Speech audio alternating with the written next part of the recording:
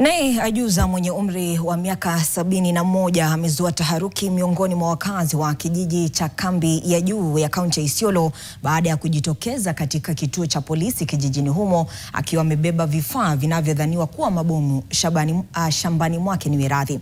Vifaa hivyo vinasemekana kuwa baadhi ya zana zilizoachwa nyuma nyakati za ukoloni, vile baada ya mazoezi ya kikosi cha jeshi nchini. Wakazi sasa wanataka uchunguzi kufanywa na wataalamu kama tahadhari dhidi ya ajali ya kulipukiwa na vifaa kama hivyo.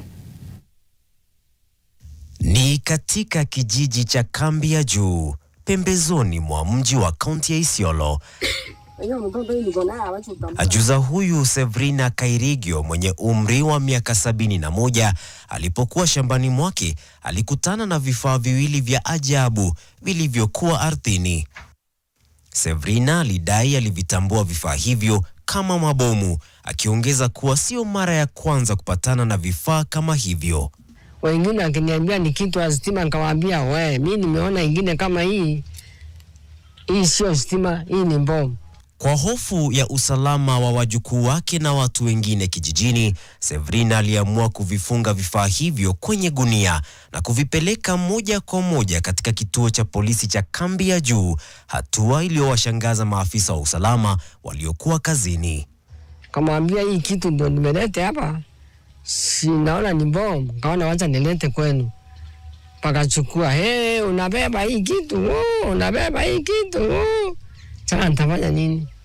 Na ndiona wacha nipeleke ili baone vile watafanya. Miaka michache iliyopita aliwahi kukutana na kifaa kingine kama hicho na kuarifu wanajeshi wa KDF waliochukua hatua ya dharura na kubeba bomu hilo kulipulia mbali na makazi ya watu.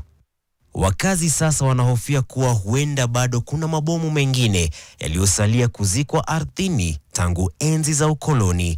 Wengine wanaamini kuwa mabaki hayo huenda yametokana na mazoezi ya kijeshi yaliyofanyika miaka iliyopita, kwa kuwa Isiolo ni nyumbani kwa kambi kadhaa za jeshi.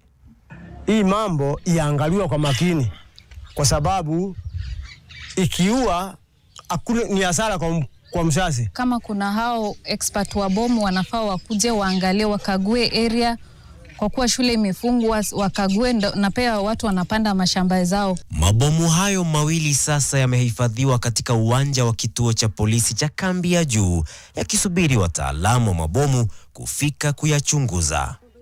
Victor Ngaro ya NTV.